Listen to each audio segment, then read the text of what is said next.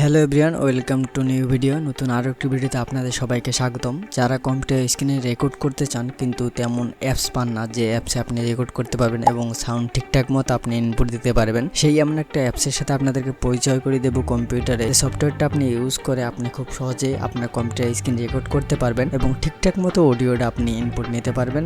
রেকর্ডের সাথে একসাথে আপনার স্ক্রিনটাও রেকর্ড হবে এবং অডিওটাও আপনার ওই ভিডিওর সাথে অ্যাড হয়ে থাকে। সো চলুন আমি সফটওয়্যারটা আপনাদেরকে দেখিয়ে দেই। সো চলে যাবো আমরা উইন্ডোজ বারে এখানে এসে আমরা এখানে নিচে দেখবো যে মাইক্রোসফট স্টোর, এটা কিন্তু সবার ওখানে আছে। আপনি জাস্ট উইন্ডোজে চলে এসে এখানে মাইক্রোসফট যে স্টোর আছে এখানে ক্লিক করে দেবেন। প্রথম অবস্থায় যদি আপনার এটা না আসে, যদি আপডেট চায় তো আপডেট দিয়ে নেবেন। আপডেট দিয়ে নিলে আপনার এখানে চলে আসবে। সো এখান থেকে আমরা শেয়ার এক্স এইটা আমরা ক্লিক করে দেবো। ক্লিক করে দেওয়ার পর আমাদের যে কাঙ্ক্ষিত যে সফটওয়্যারটি সেটা কিন্তু চলে আসবে। এই দেখেন লেখাটা দেখেন শেয়ার এক্স, এটা আপনি সার্চ করে দেবেন। দেওয়ার পর এই লোগোটার সাথে মিলিয়ে আপনি সফটওয়্যারটি আপনি ইনস্টল করে নেবেন আপনার কম্পিউটারে। আমার এখানে সফটওয়্যারটি ইনস্টল করা আছে, সেইটা আমি ইউজ করতেছি এবং আপনারা এখন যে কম্পিউটার স্ক্রিনটি দেখতে পাচ্ছেন সেটা কিন্তু আমার এই অ্যাপ সফটওয়্যারটা দিয়ে রেকর্ড করা। সো এখান থেকে ক্লিক করে দিলে সফটওয়্যারটা ওপেন হয়ে যাবে। ওপেন হয়ে যাওয়ার পর আপনারা এখানে বিভিন্ন জিনিস কাস্টমাইজ করতে পারেন। সো রেকর্ডটা কিভাবে করবেন সেইটা এখন আমি দেখাবো। এখান থেকে দেখেন ক্যাপচার যে অপশনটা, ক্যাপচারে ক্লিক করে দেবেন। ক্লিক করে দেওয়ার পর এখানে ফুল স্ক্রিন, উইন্ডো,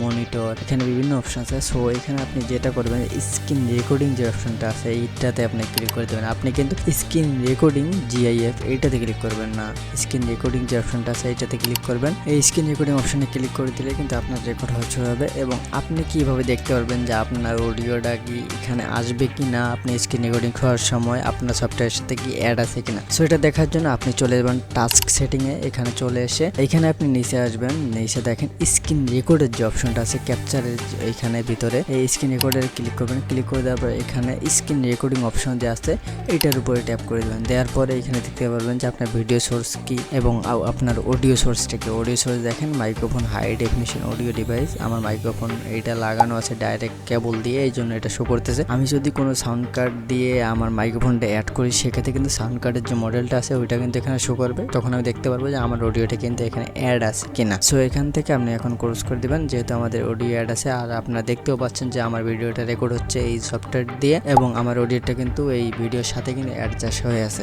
সো যারা এরকম বিভিন্ন ধরনের সফটওয়্যার খোঁজেন যে আপনার কম্পিউটার স্ক্রিনটা রেকর্ড করার জন্য আপনি বেস্ট একটা সফটওয়্যার চাচ্ছেন, তাদের জন্য আশা করি এই সফটওয়্যারটি ভালো একটা আউটপুট দিতে পারবে। সো যদি ভিডিওটি ভালো লাগে তাহলে অবশ্যই ভিডিওতে লাইক করে দেবেন। সো আপনি আমার চ্যানেলে নতুন দর্শক হয়ে থাকলে চ্যানেলটি সাবস্ক্রাইব করে দিতে পারেন। সো দেখা হবে নতুন কোনো ভিডিওতে নতুন কোনো টপিকে। ততক্ষণ পর্যন্ত ভালো থাকবেন, সুস্থ থাকবেন, দেখা হবে আবার।